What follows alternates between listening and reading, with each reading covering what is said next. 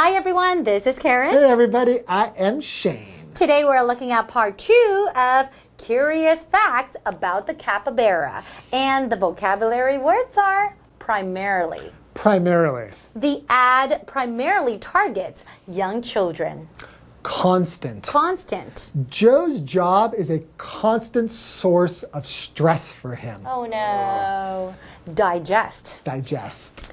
Nate has difficulty digesting certain foods. Steady. Steady. Even though he should have felt nervous, Rick's heart rate remained steady for the whole speech. Classify. Classify. Ants are classified as insects. So we're talking about the adorable animal capybara, right? That's right. What are some more fascinating facts about these cute animals? Well, their diet is quite interesting. Their diet. And maybe a little bit disgusting. What? I remember they eat really tough grasses, right? Yeah, that's the problem because this tough grass is really difficult to digest. So what do they do? Do I have to say it? What do they do? They eat their own poop. You are kidding me. Really? I guess the poop can help. When they eat the poop, it can help to digest some of this tough grass. Okay. Ooh. That's a little bit scary, right? It's a little bit disgusting. Okay. Well, and I remember another interesting fact is that in some places they're actually considered as fish. How does that work? Oh, I think because, like the Catholic Church, for example, they can only eat fish on certain holidays, right? Yeah. And so I guess they just wanted to call this thing a fish so they can eat it. Well, it spends a lot of time in the water. That's right. I guess they thought, sure. Maybe we can call it fish. Why not? Poor capybara. Aww. Okay, well, don't eat them, okay? Just go to the zoo or look on social media or do a Google search. It would definitely put a smile on your face. Yeah. Okay, let's learn more about these adorable capybaras. Poop-eating capybaras. Don't say that. Curious facts about the capybara. These large rodents may seem to be little more than overgrown guinea pigs, but there's plenty more to learn about these wonderful creatures. They have an unusual diet. Capybaras primarily eat tough grasses, which require constant chewing to digest. To balance out this steady chewing, capybara's teeth never stop growing. Additionally, capybaras eat their own poop. They do this because the grasses they eat are difficult to digest. By eating its waste, a capybara can get helpful bacteria into its stomach to aid in breaking down hard-to-digest foods. Today's lesson is called Curious Facts about the Capybara, Part 2. Hello everyone, my name is Jeff. And I'm Mike. Yes, we're learning about the largest rodent in the world, the capybara. It might be in the same animal family as rabbits, mice, and rats, but it's way bigger and kind of friendlier too, or nicer, certainly, right? Capybaras can actually be almost as heavy as people, 50 kilograms. They're around 1.2 meters long and can be about 60 centimeters, or about a third of a meter high, or 2/3 of a meter high. And they're also very friendly, right? They are. They make friends with other animal species. That's and they like cool. to be in groups of 10 to 20. They're also very social creatures. Anyways, let's start today's lesson. The first sentence says, these large rodents may seem to be little more than overgrown guinea pigs, but there's plenty more to learn about these wonderful creatures. So bring on the facts. We've got more fun and amusing and interesting facts for you guys. The next one of these is they have an unusual diet. Why is it unusual? It says capybaras primarily eat tough grasses, which require constant chewing to digest. So they're not eating nice soft things. They're eating grass or leaves and stuff like that. And as you probably know from your science classes, cows, horses, animals like that, pandas, which eat grass, basically that's all they eat. They have to eat a lot of it, they have to eat for a long time, and they need big, powerful teeth to crush that so that they can digest it. Anyways, it says here that these gigantic rodents, capybaras, primarily eat tough grasses, i.e., this is what they eat most often. And I know this because this is what the adverb primarily is telling us. If you do something primarily, okay, that's the most important thing you do, or it's a central component or thing as far as what you're doing is concerned. For example, the ad primarily targets young children, so a lot of people can watch it, but here the ad, its purpose, its main purpose is to target these children. And we also had the adjective constant. This rough food requires constant chewing to digest. Constant just means all the time. It never stops. It's an action and it's always going on. It's always taking place, all right? So constant chewing would basically mean it's chewing all the time. Now, we might feel we're doing that if we're eating some tough food, or maybe if you like chewing gum, then you might be chewing constantly, to use the adverb. But for most of us, our food is too tough if we have to chew it constantly. That's why we cook meat and don't just eat it raw, because it's much easier to chew and digest. We'll get to that word next, but our example sentence for constant: Joe's job is a constant source of stress for him. He's under a lot of pressure and stress at his job, and even on the weekends, even at home at night, in the evening, he's always worried about it, so it's always giving him stress. It's a constant source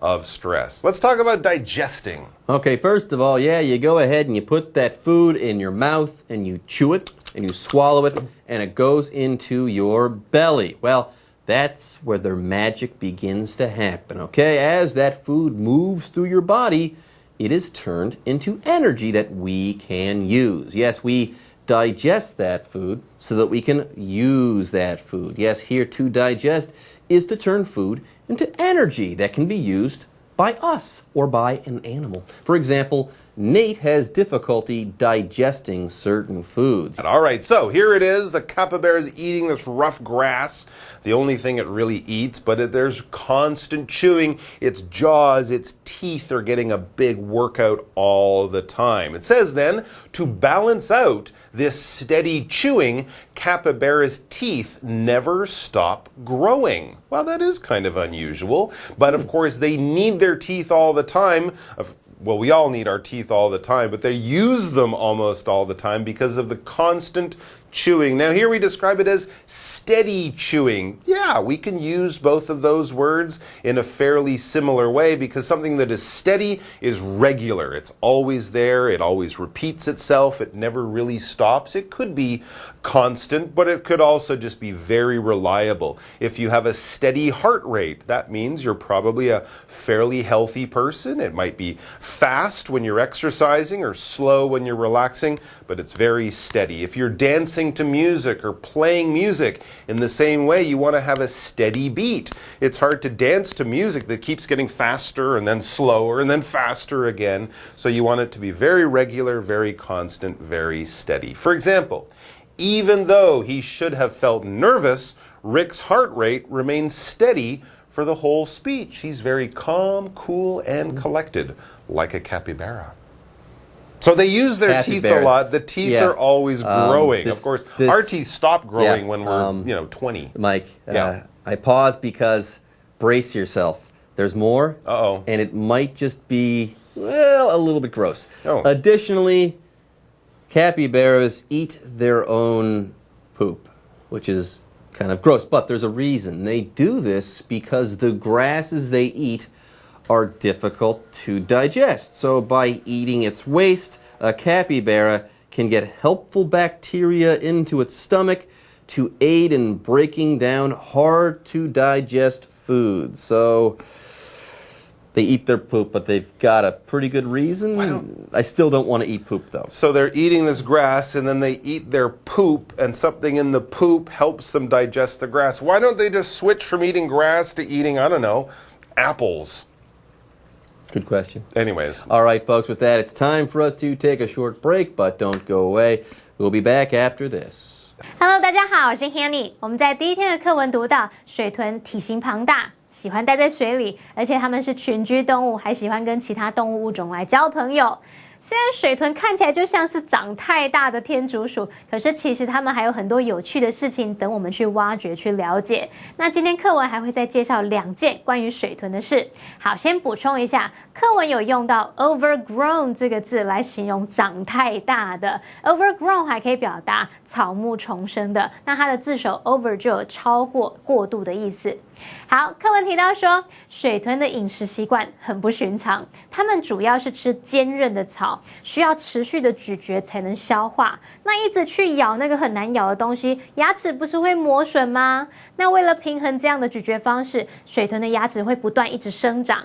除此之外，它们还会吃自己的便便哦，因为这样可以把益菌吃进胃里面，帮助它们分解难消化的食物，吃大便来帮助消化。好，不管，我们来看4个单字。Primarily 是副词，表示主要的。Jeff 老师在解释单字时用到 component 这个字 ，C-O-M-P-O-N-E-N-T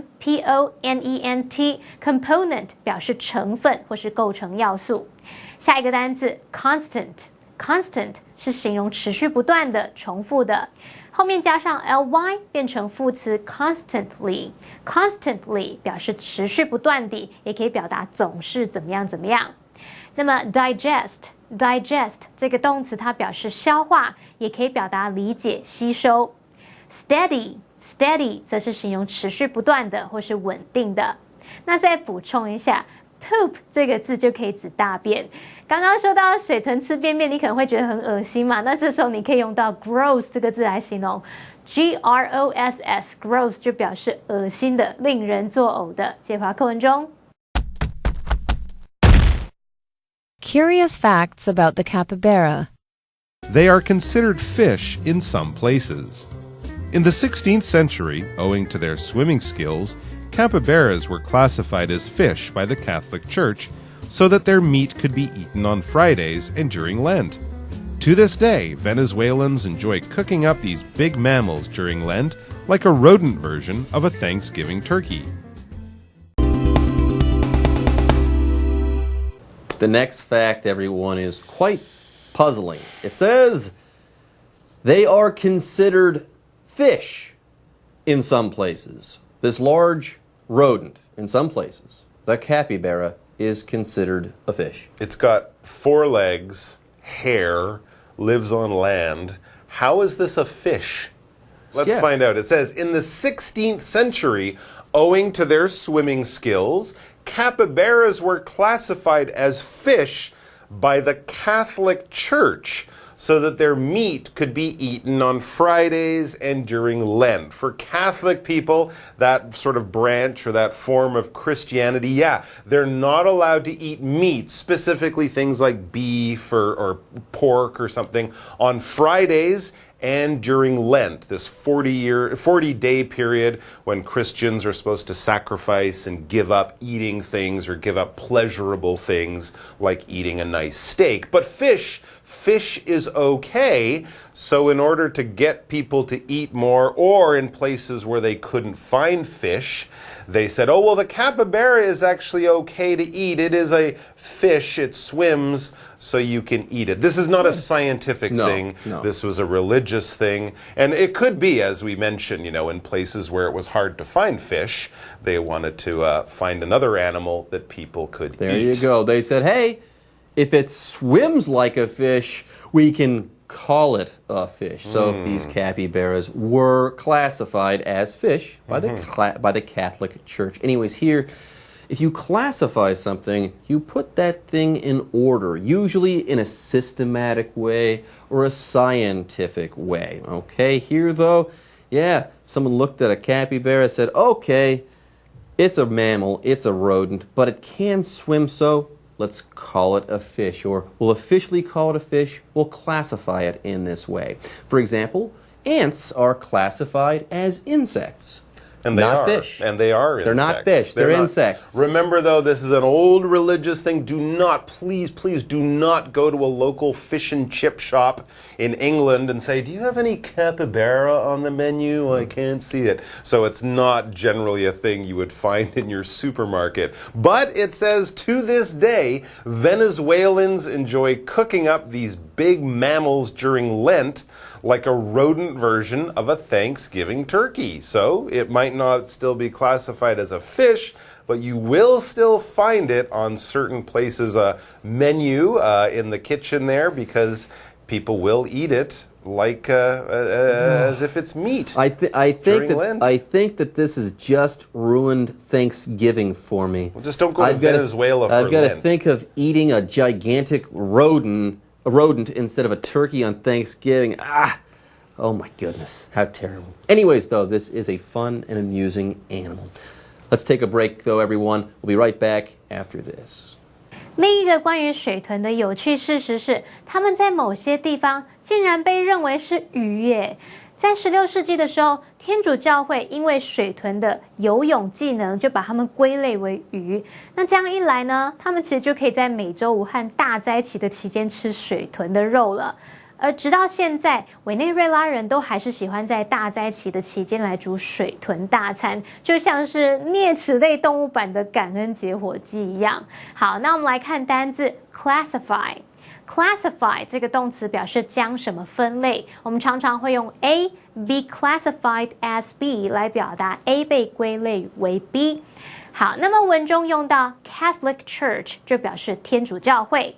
那么 Lent。Lent 这个字是指大灾期，它是指复活节前的40天斋戒期。在这个期间呢，有些东西是不能吃的，像是肉啊、鸡蛋等等。好，至于文中还有用到 Venezuelan 表示委内瑞拉人。接回到课文中。Curious facts about the capybara. It's clear that the capybara is dear to the hearts of many. Whether it's on social media or at your local zoo, these furry friends are sure to put a smile on your face. Okay, let's start to wrap up our article on the world's largest rodent. All right, so it's an interesting animal, and you might even find it on the menu in Venezuela, but that doesn't mean it's just considered food. It says it's clear that the capybara is dear to the hearts of many. It has many fans, it has many admirers, lots of people like the capybara, and as I said, not just as food. Whether it's on social media or at your local zoo, these furry friends are sure to put a smile on your face. They'll amuse you. Yes, exactly. Yeah. Just don't go out to dinner with them. Okay, folks, that's it for our article. Now it's time for the What Do You Think question. Hey, Mike. Yes. What makes the capybara a unique animal? What makes them unique is everything.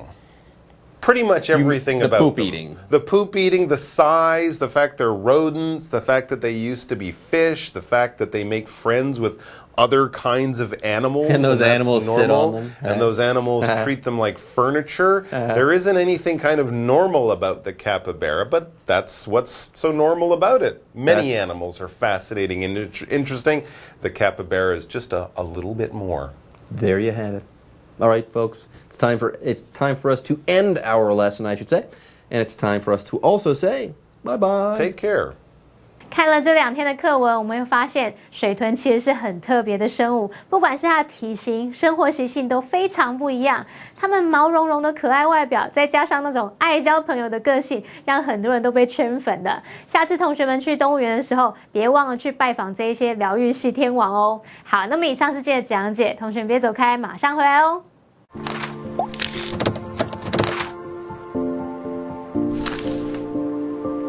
大家好，我是 Hanny， 欢迎收看我们的文法单元。今天要介绍的文法重点有4个。第一个是动词 seem 的用法，第二个是 little more than， 第3个是 it is 形容词加上 that 子句，第4个是 be dear to somebody's heart。我们先来学动词 seem 的用法。动词 seem 表示似乎好像，那常见的用法有2种，第一种是用 seem to 加原形动词，那第二种是 it seems that 主词加动词。例如Betty seems to be dating someone. Betty 似乎正在跟某人交往。你看她手机在跟人家传简讯，传个不停。好，那我们再看一个例句。It seems that everyone has a smartphone these days. 如今似乎每个人都有一只智慧型手机，人手一机。好，那接着我们来学 little more than。little more than 指的是只不过是怎么样，只是怎么样。它就跟 no more than 或是 nothing more than 意思很相近。例如 Sometimes she has little more than a slice of bread for breakfast. 有时候她的早餐只是一片面包，几乎就只吃这样子而已。好，那接着我们来学 It is 形容词加 that 子句。这个句型 it is 形容词加 that 子句表达某事是怎么样怎么样的，那其中的 it 是虚主词，用来代替真正的主词 that 子句。那么形容词就是用来形容 that 子句所描述的事情是怎么样怎么样的。例如It's clear that he's not that into you. 显然他没有那么喜欢你，他没有那么喜欢你这件事是很明显的。你醒醒啊，不要再鬼遮眼了，赶快来学英文比较实在。知识是不会背叛你的。等一下讲这句话，我需要戴一个眼镜。再一次，等等。知识是不会背叛你的。好，最后我们来学 be dear to somebody's heart. Be dear to somebody's heart 也可以写作 be dear to the heart of somebody， 这是指说某人非常关心在意，或者是对某人而言是珍视宝贵的。举例来说This song will always be dear to my heart. 这首歌将永远是我心中最珍视、最宝贵的。在我心中，这首歌永远占有重要的一席之地。好，以上是今天重点整理，我们下次见喽，拜拜。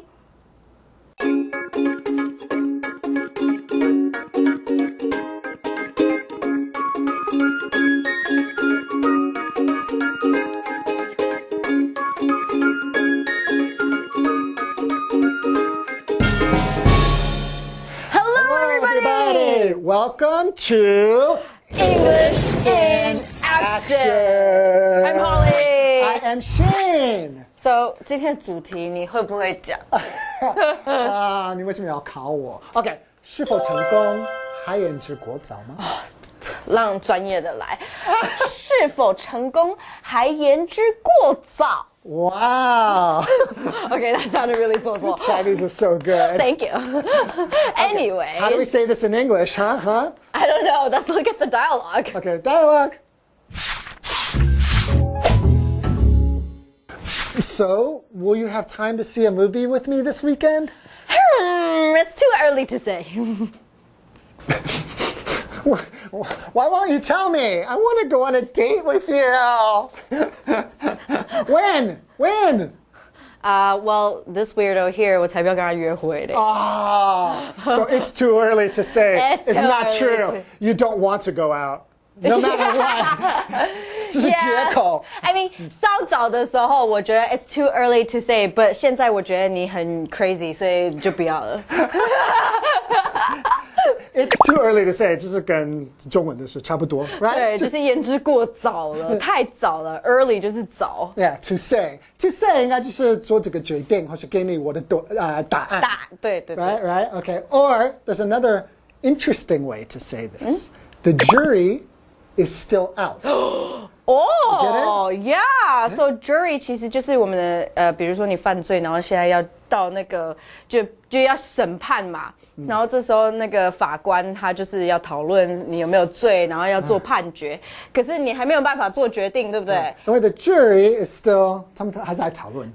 他们还在外面，所以不能做决定，所以还太早了。Yeah, the jury is still out. Hey, interesting, right? Interesting. Okay, so if you don't know how to say it in English, 靠我们就对了。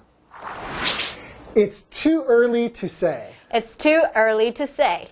The jury is still out. The jury is still out.